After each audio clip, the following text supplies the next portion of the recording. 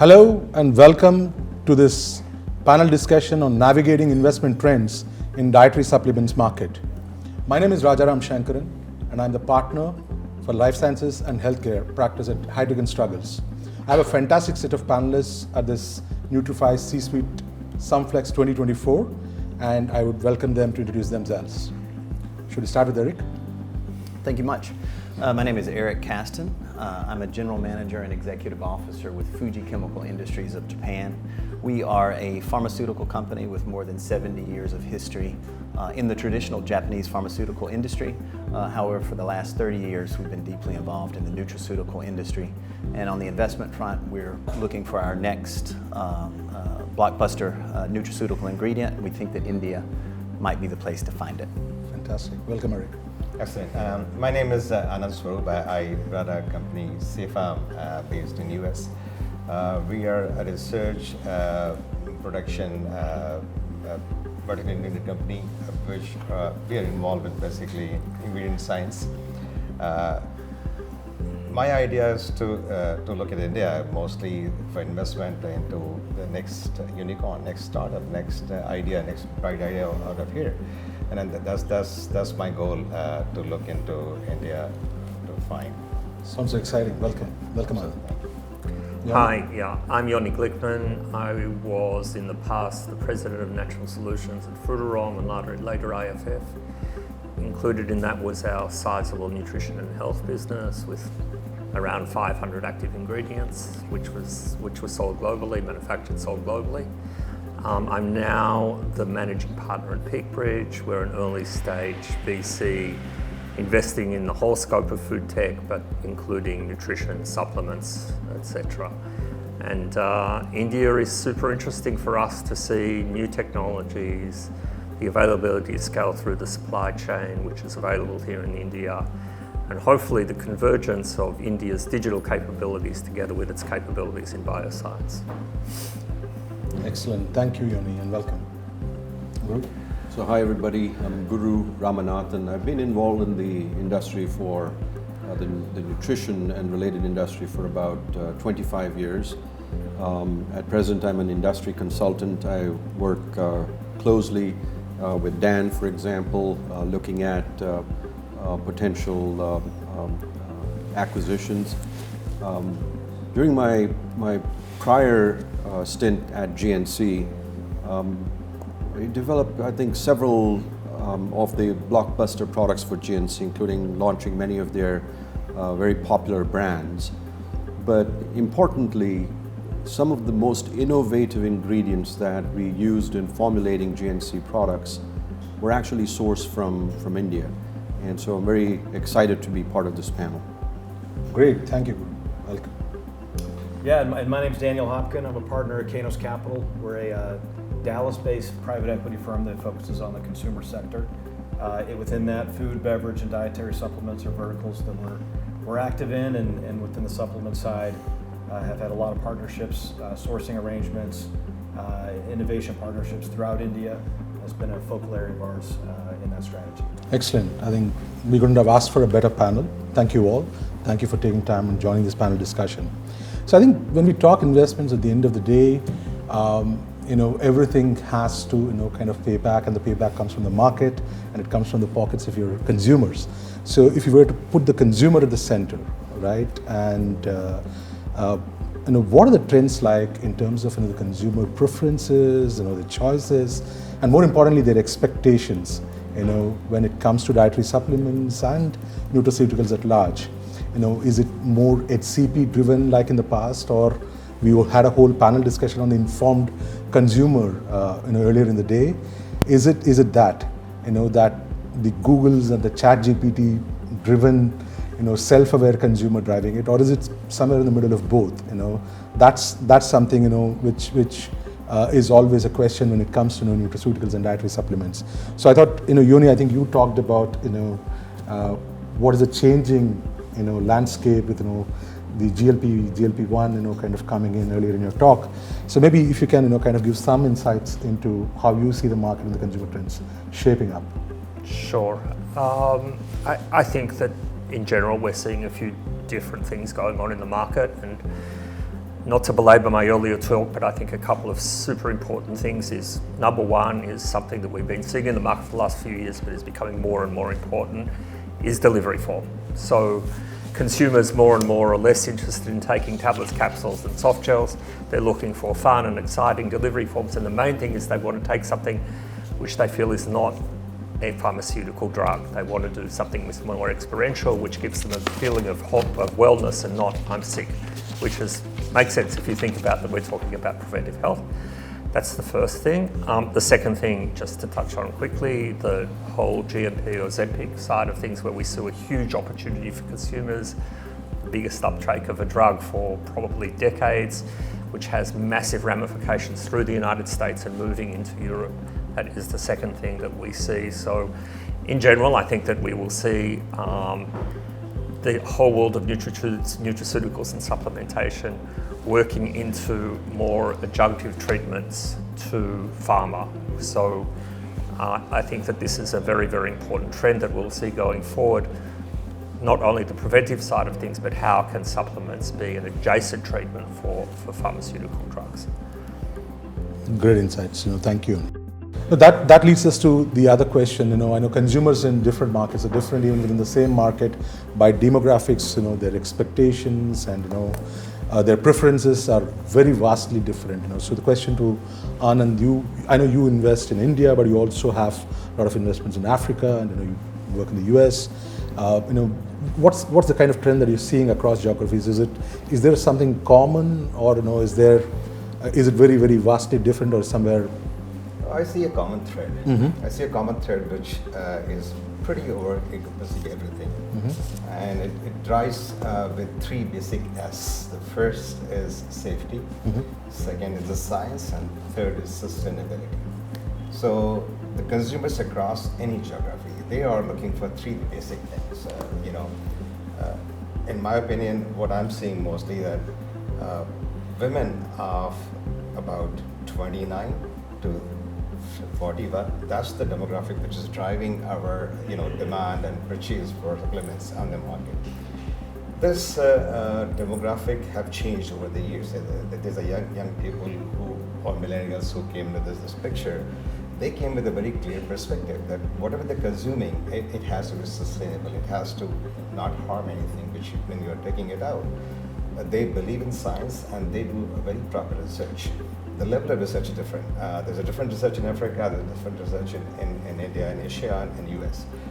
In the places, the countries where traditional medicine is more accepted, like India and Southeast Asia, they come with a kind of acceptance. Okay, herbs are good for you. Right. That's the starting premise. No side effects. Yeah, so basically, safety is kind of inbuilt on that, but still, they will look for the science, how it's going to work, and how much I will take, and then do I have to take it all our life or not?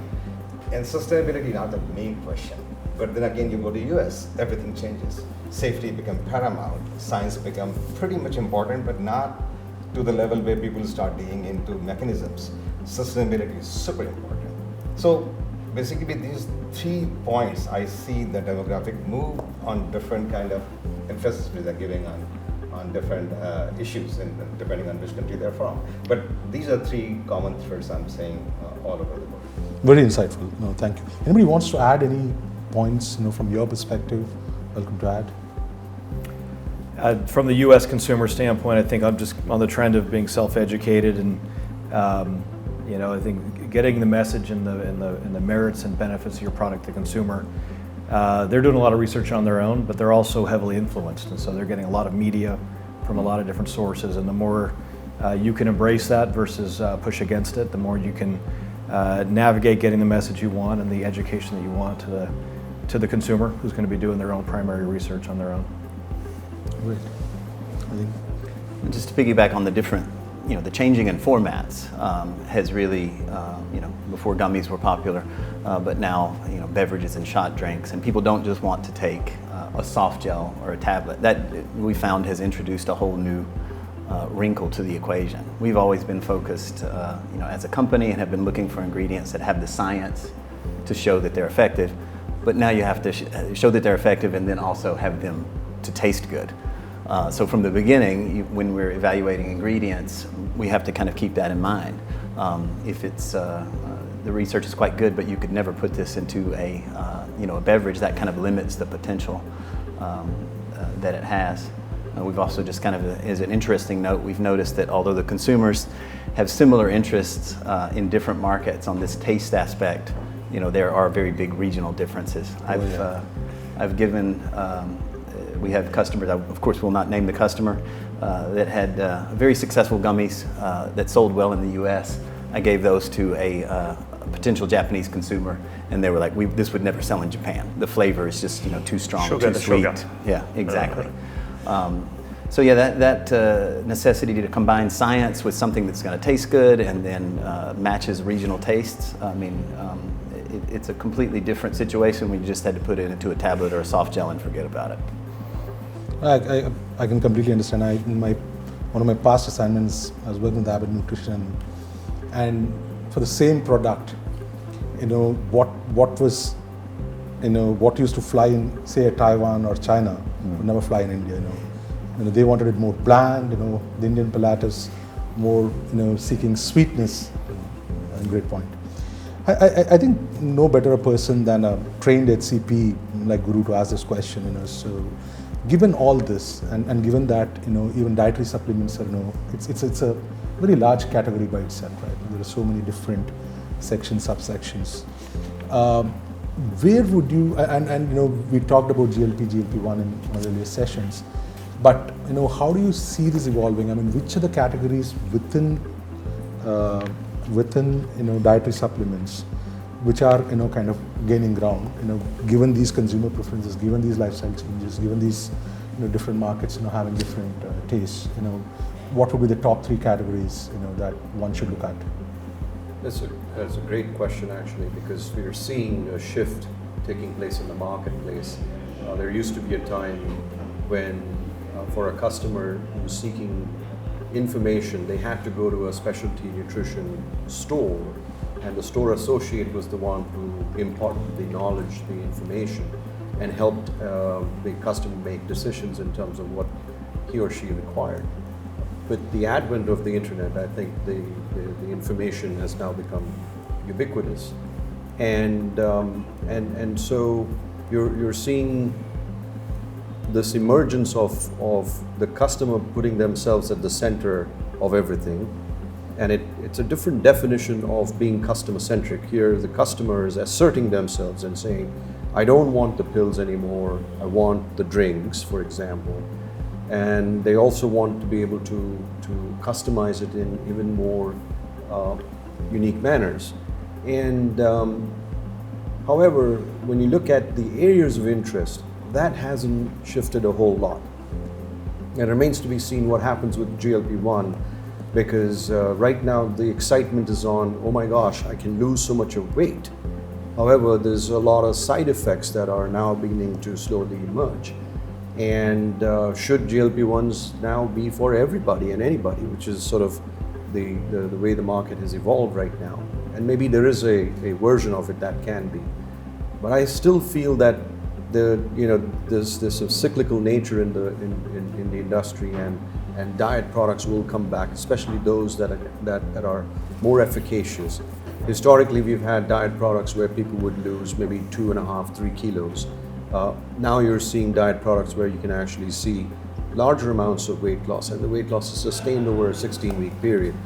So really good therapeutic solutions. But the areas of customer interest still tends to remain the same. Beauty always is top of mind, and not just for women. Now it's expanded to men as well. And beauty then encompasses hair, skin, and nail as part of the whole spectrum there. Sex always sells. Muscle strength and muscle performance, there's a very well-established area of exercise enthusiasts. And these are both for hardcore bodybuilders as well as weekend warriors and other people who just generally exercise as part of their health and wellness regimen. And more recently, given the aging baby boomer population, you're seeing this interest in longevity and how do you live healthier and how you continue to do activities that you were doing as you were maybe a decade prior. There are some interesting nuances though. You would think that memory would be an important category, yet memory supplement sales have always struggled. There's a handful of products that seem to be doing okay. So that's sort of an interesting nuance over there. But healthy aging, where people have more flexibility, more strength, more energy, I think these are all still top of mind. With the advent of COVID, of course, immune health and respiratory health also has now become a more central focus. So I think from a customer benefit standpoint, I think they're still looking for the same types of benefits. Their dosage form preferences have changed. And they absolutely prefer products that they love, that taste good, and they've put themselves at the center.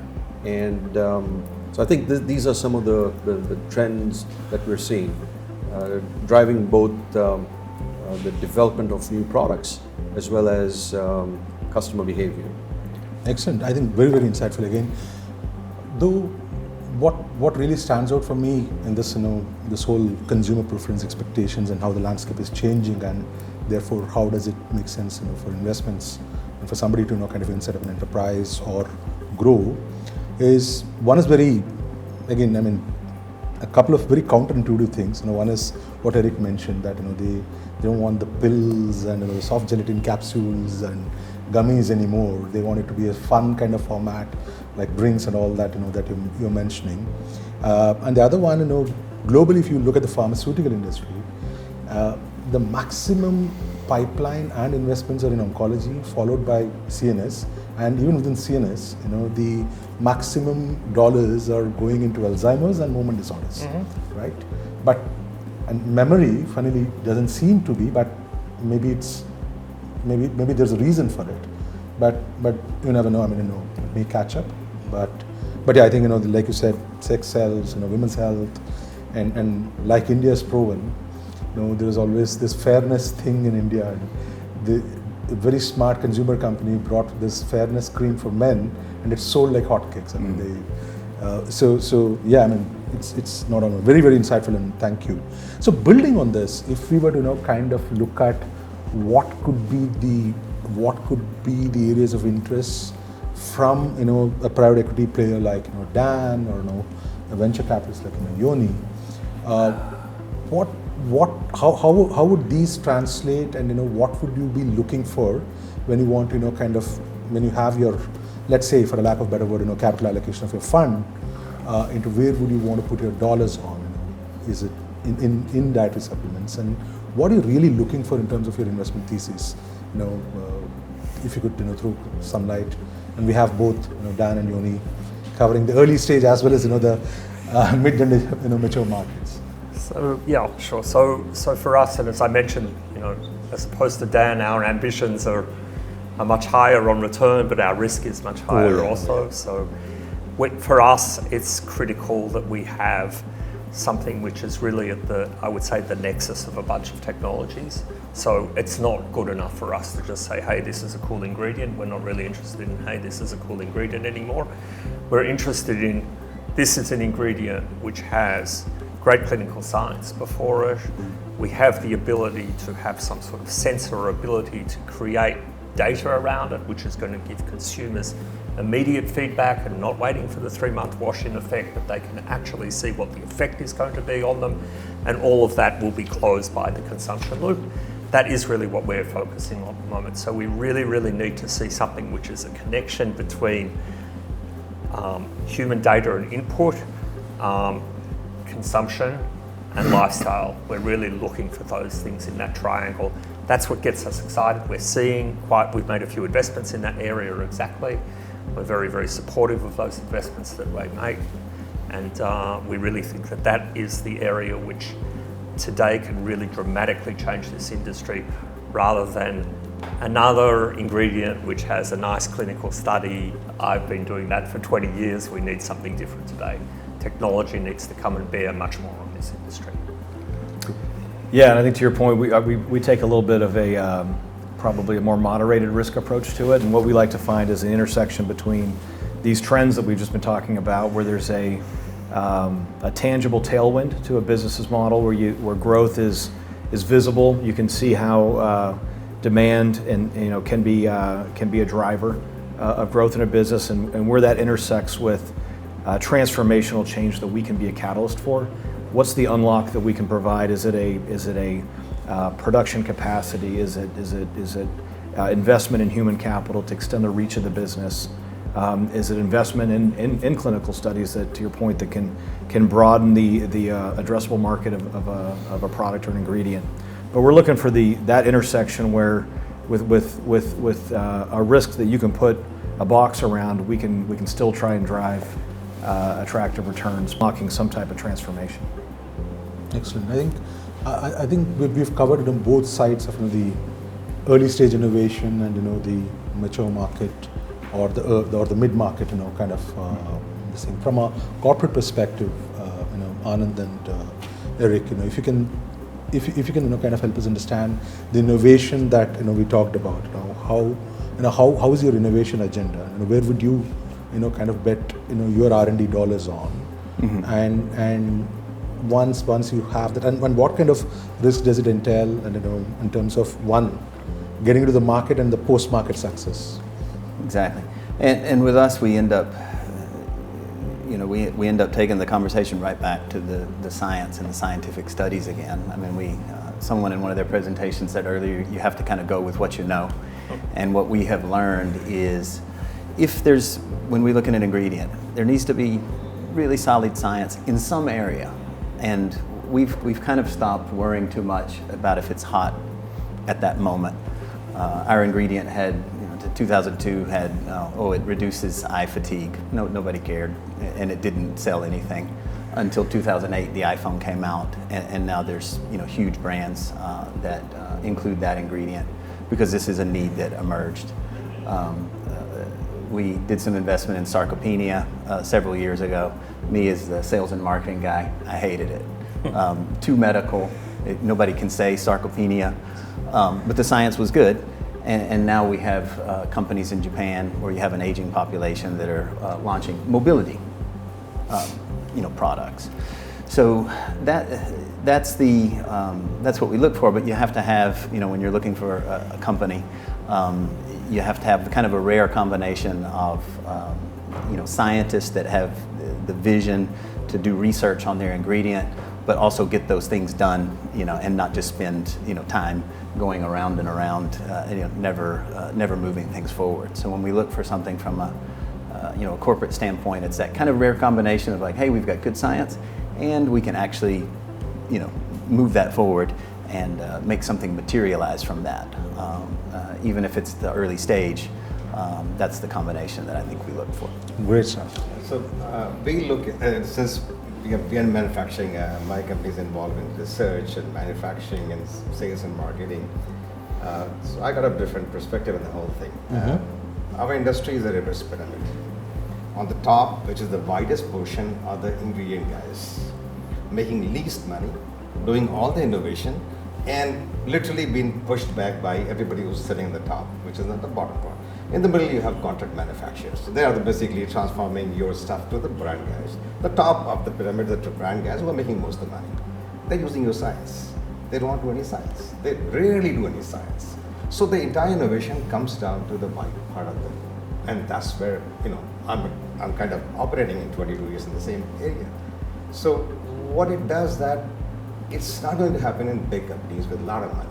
It's only going to happen in small companies, where they're driven with something, where they have some ideas, where they have bootstrapping all the small ideas and actually innovating on a dime.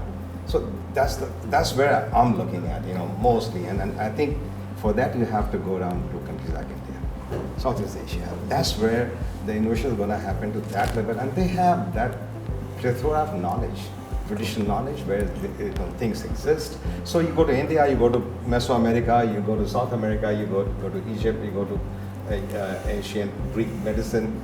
These are the places where you have the knowledge base and also the kind of acceptability altogether to really pick up a herb and start working on that. we are looking more on the game, bootstrap science, which Great. is innovation ready, next stage ready, and then basically you pick it up and you run through a rigorous of science, which are very much Western ideas that we have run it to the way FTC likes it, and then they basically bring it to the market. But again, you have to start the bootstrap somewhere, because if you put the money from day one, not everything is going to fly. No, great perspective, Anand. One last question, maybe 20 seconds each. There's a common question to all of you. This whole Nutra mission of $100 billion market to be created in India. What are the two top things that India needs to do, to kind of get there? And I'll go around the table. Maybe we can start with Yoni. Go back to my theme. Combine nutrition with digital capabilities. I think that's the real unlock that potentially exists here. Guru? I think India needs to build on its quality infrastructure that's going to inform the regulations, and also recognize that the expertise lies within the industry, and therefore self-regulation is going to be essential. No amount of government effort is going to help close the gap in terms, it's a very complicated area. So I think the quality infrastructure is going to be one critical thing. And the second is connecting the solutions to customer needs and making sure that the solutions that are developed are customer-centric. And I think as the Indian customer gets more sophisticated, they're going to ask for more customization and personalization. And I think that's where technology is going to play a role. I think also important here is there are many different ways to define the space that we're in, nutraceuticals, if you will. But a different, so one of the ways to think about this is there's innovation that starts off within, say, the nutraceutical sector, and then as more safety data is generated and people get more comfortable and it's generally regarded as safe, that then boils down, it gets transferred across into the broader food categories, and that could include clinical nutrition. And so where you need technology and innovation on the front end for nutraceuticals, the food side of things are looking for simple solutions that can be used across a broad group of people. So I think if India can focus on this sort of transition, I think it could be much more than a $100 billion business. Fantastic. Thank you. Yeah, these are some great thoughts on just the disruptive approach to innovation that's going to be required. But I think to get to $100 billion, a tremendous amount of capital is going to be required in the industry. And so to get that done, I think that gets to entrepreneurs being able to speak effectively the language that the investors are going to want to communicate in. That gets to transparency of information, safeguards and quality on the data, on information that can be relied on with confidence. That's more than just financial information. It gets to all aspects of operational understanding of how you communicate the performance and the opportunity set to an investor. And I think the better that the market gets at communication and reliability of information, the more capital that will flow in. Thanks. Very, very insightful. Eric? As a company, we've been involved in nutraceuticals in India, I think almost 15 years now, and as a foreign company that's had actually some really positive interactions with FSI and the regulatory agencies, although going forward, we're not quite sure which regulatory agency we will be dealing with. I think some sort of a more formalized functional claims system we've seen in Japan really helps to drive the industry. Companies are always going to find some way to say studies show that this ingredient does X, Y, and Z. But if you can set a reasonable standard so that consumers know what that means if there's a claim on the label, to me that really helps to drive the industry. But then hand in hand with that goes safety. And what we've seen in Japan and Korea and some other markets that do have functional claims, when there's a safety problem, or some issue on the market, it becomes a bigger deal because these products have now been, in some sense, validated. They have a validated health claim. So you have to have health claims combined with just ever-increasing safety standards, because on your way to 100 billion, you don't want some sort of a safety issue that could, knock you back down a peg or two. So I think those two things, from the regulatory standpoint, we would be very happy to see. Absolutely. I mean, for me, it's just three simple things: growing population, traditional knowledge, and distributors. They all are combining at this time in India, and it's just right time to blow it to 100 billion. Super. I think that's very, very encouraging, optimistic that the 100 billion, the Guru said, even that can be breached and it can go beyond. And there's a clear recipe in terms of what we need. We need capital, we need very proper regulation, building on traditional knowledge, putting the quality, safety, and everything in perspective. So on that note, thanks a lot for a very, very insightful discussion, and onward and upward. Thank you very much. Thank you. Thank you.